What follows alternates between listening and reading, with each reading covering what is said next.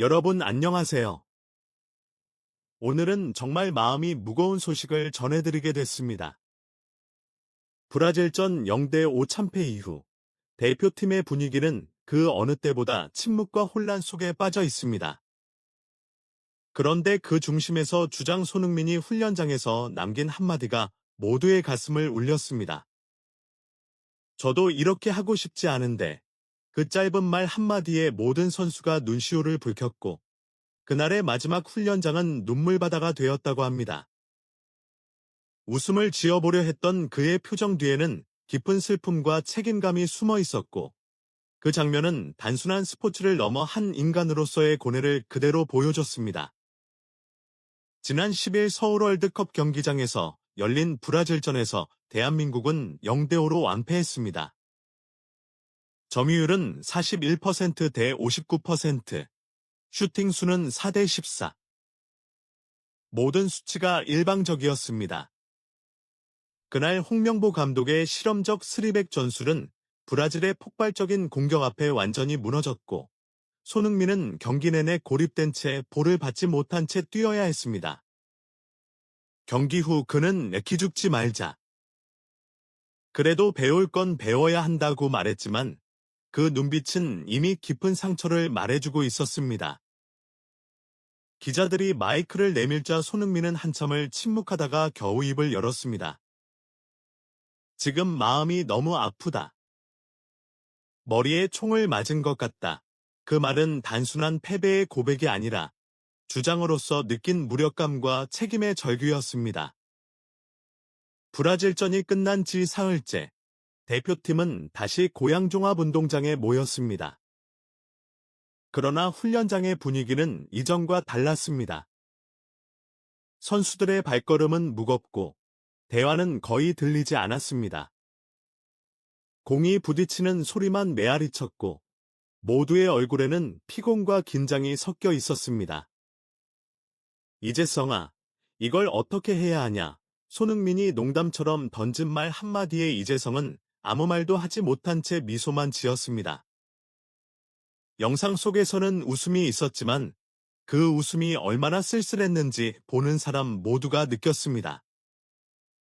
그들의 침묵은 단순한 피로가 아니라 무너진 신뢰와 책임의 무게를 상징하는 듯했습니다. 브라질전 참패 이후 대한민국 대표팀이 직면한 현실은 단순한 패배의 문제가 아니었다. 그것은 신뢰의 붕괴이자 팀 전체의 자신감이 송두리째 흔들리는 위기였다. 그 중심에서 파라과이전은 단순한 평가전이 아니라 명예 회복과 존재 증명의 마지막 무대가 되어버렸다. 지금 이 경기는 홍명보호의 전술적 완성도를 점검하는 자리가 아니라 무너진 팀의 자존심을 다시 세울 수 있는 유일한 기회다. 손흥민의 한마디, 저도 이렇게 하고 싶지 않은데, 는 바로 그 절박함을 대변하고 있었다. 파라과이는 절대 만만한 상대가 아니다.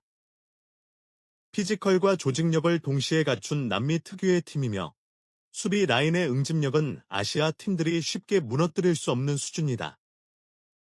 특히 두 명의 미드필더가 수비 전환 시 강력한 압박으로 중앙 통로를 완전히 차단하기 때문에 한국의 빌드업 전개가 얼마나 효과적으로 작동하느냐가 승패를 좌우할 것이다. 홍명보 감독은 브라질전에서 드러난 약점을 반드시 보완하겠다고 말했지만 그 말은 이제 약속이 아니라 생존의 조건이다. 더 이상 실험이라는 단어로는 팬들의 인내심을 달랠 수 없기 때문이다. 이번 경기가 중요한 또 하나의 이유는 바로 랭킹 포트 문제다. 2026년 북중미 월드컵은 48개국이 참가하며 본선조 편성에서 포트 배정이 전략적 중요성을 갖는다. 현재 한국은 피파 랭킹 23위로 이 포트의 끝자락에 걸쳐 있다. 만약 파라과이전에서 승리를 놓친다면 순위가 하락해 3포트로 떨어질 가능성이 높고 그렇게 되면 본선에서 죽음의 조에 배정될 위험이 커진다. 단순히 A매치의 결과가 아닌 향후 월드컵조 편성의 운명까지 걸린 경기라는 뜻이다. 따라서 이 경기는 그 어떤 평가전보다 실질적인 의미를 갖는다. 홍명보 감독 역시 이런 상황을 누구보다 잘 알고 있다. 그는 기자회견에서 패배를 받아들이는 법도 중요하다. 하지만 회복하지 못한다면 그것은 더 큰 문제다라고 강조했다. 그의 말처럼 브라질전의 상처를 치료할 수 있는 유일한 약은 승리뿐이다.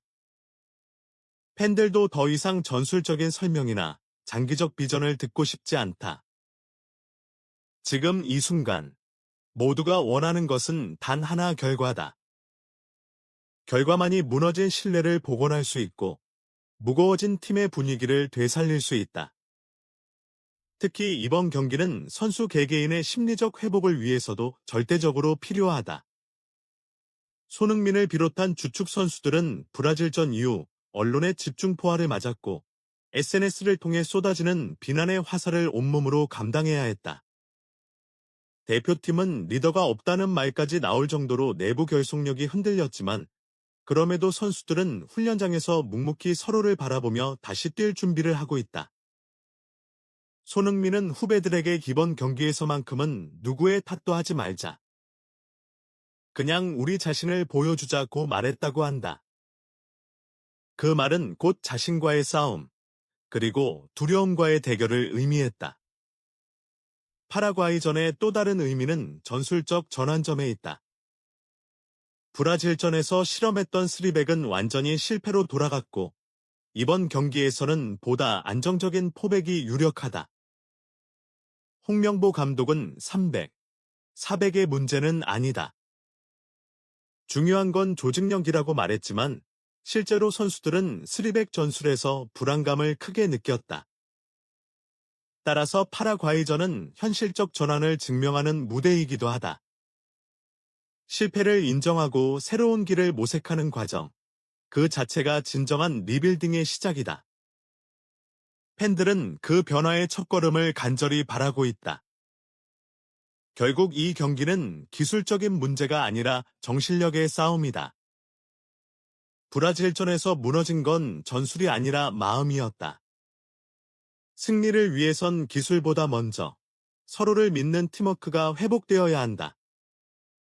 손흥민이 흘린 눈물, 선수들이 보인 침묵, 그리고 그들이 다시 일어서는 모습은 단순한 경기 준비가 아니라 자존심 회복의 의식이었다. 그들이 다시 미소를 되찾을 수 있을까? 그것은 오직 경기장에서의 결과로 증명될 것이다. 한편, 분노가 치밀어 오릅니다. 분명히 우리는 이긴 경기였지만 팬들은 마냥 기뻐하지 못했는데요. 바로 홍명보 감독의 전술 때문이었습니다. 한국이 파라과이를 2대 0으로 제압하며 승리를 거두었는데요. 경기 결과보다 더 큰 논란이 손흥민 교체에서 터졌습니다. 유럽 5대 리그에서도 골 결정력 상위권에 있는 손흥민을 왜 이렇게 빨리 뺐느냐는 것이었죠. 해외 언론조차 의아하다는 반응이 쏟아졌습니다. 미국 ESPN은 손흥민은 여전히 한국의 공격 핵심이다. 이 상황에서 손흥민을 교체한 이유를 납득할 수 없다고 전했고, 영국 매체 더 애슬레틱도 감독이 팀의 중심을 스스로 해체했다고 보도했습니다. 전 세계에 퍼진 손흥민 팬들의 반응은 더욱 격렬했습니다. 손흥민 죽이기 전술이다. 고의적으로 공이 안 가게 했다는 의심이 커졌고 SNS에는 수천 개의 항해 글이 쏟아졌는데요. 비록 스코어는 2대 0이었지만 그라운드 위에 남은 것은 손흥민의 미소가 아닌 팬들의 분노였습니다. 이 모든 논란의 중심엔 홍명보의 무능한 전술이 있었는데요. 그 배경은 가히 충격적이었습니다. 지금부터 손흥민 전성시대와 함께 그 내막을 더 자세히 들여다보도록 하겠습니다. 서울 월드컵 경기장은 오랜만에 열린 A매치였지만 경기장 분위기는 생각보다 차가웠습니다. 브라질전 0대 5 참패의 상처가 아직 가시지 않은 탓이었죠. 그나마 손흥민의 이름이 호명될 때마다 객석에 박수가 퍼졌지만 전반적인 열기는 예전만큼 뜨겁지 않았습니다. 그 이유는 단 하나였습니다. 팬들은 이미 홍명보 감독의 전술에 대한 불신을 품고 있었기 때문인데요. 이날 한국은 손흥민을 중심으로 새로운 조합을 실험했습니다.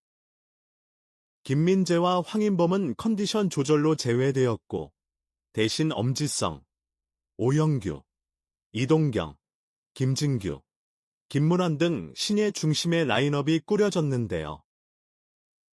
홍명보 감독은 세대교체와 전술 실험이라는 명분을 내세웠지만 실제로는 손흥민을 중심으로 한 전방 압박과 연계 플레이가 여전히 팀의 핵심이었습니다. 경기 초반 파라과이는 거칠게 나왔습니다. 미구엘 알미론을 비롯한 공격진이 손흥민을 집중 견제하며 몸싸움과 압박을 서슴지 않았습니다. 특히 전반 10분, 손흥민이 하프라인 근처에서 공을 잡자 상대 수비수가 신발창을 세운 채 태클을 시도해 관중석에서 일제히 야유가 쏟아졌는데요. 심판이 경고를 주었지만 파라과이 선수들의 과격한 태도는 계속됐습니다. 손흥민은 이를 웃으며 넘겼지만 표정 속엔 분명한 불편함이 비쳤습니다. 그럼에도 손흥민은 흔들리지 않았습니다. 전반 18분, 손흥민은 순간적으로 오른쪽 측면으로 빠져 수비 라인을 끌어내리며 엄지성에게 완벽한 공간을 만들어 주었습니다. 이 장면에서 엄지성은 절묘한 타이밍으로 쇄도했고 왼발로 정확히 마무리하며 3년 9개월 만에 A매치 두 번째 골을 기록했습니다. 손흥민이 공을 직접 터치하지 않았음에도 그의 움직임 하나가 수비진을 완전히 무너뜨린 장면이었죠. 이 골 직후 해외 매체 ESPN은 손흥민의 오프 더 볼 무브가 한국의 첫 골을 창조했다고 보도했습니다. 이후 경기 흐름은 파라과이의 거친 수비와 한국의 빠른 전환이 맞붙는 양상으로 이어졌습니다. 파라과이는 손흥민의 돌파를 막기 위해 2명씩 붙는 더블 마킹을 시도했고 손흥민은 그 틈을 이용해 오영규와 이동경에게 연속적인 침투 패스를 찔러 넣었습니다.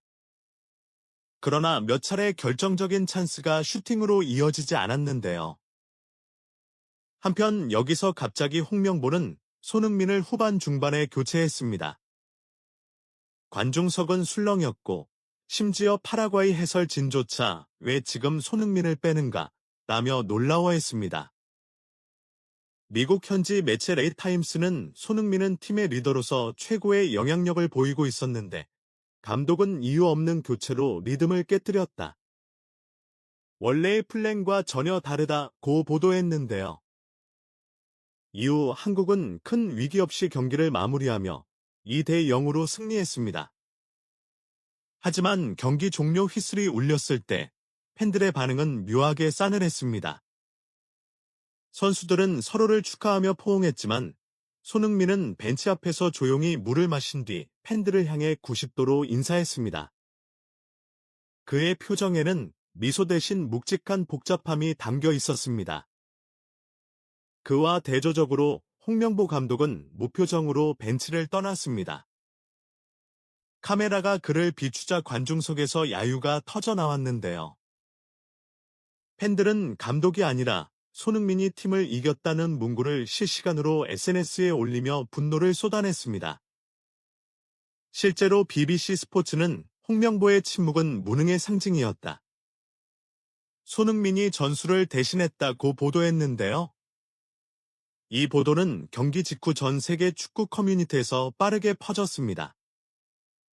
여러분, 사실 이번 파라과이전의 표면적인 스코어는 완승이었지만 그 안에는 선수단의 혼란과 불신, 그리고 홍명보 감독의 이해할 수 없는 전술이 숨어 있었습니다. 경기 직후부터 여러 스포츠 기자들이 분석을 내놓았습니다. 한 기자는 이렇게 직격했습니다. 질투는 자기도 어찌할 수 없는 병이다. 오늘 경기는 손흥민을 죽이고 오영규를 살리려는 듯했다.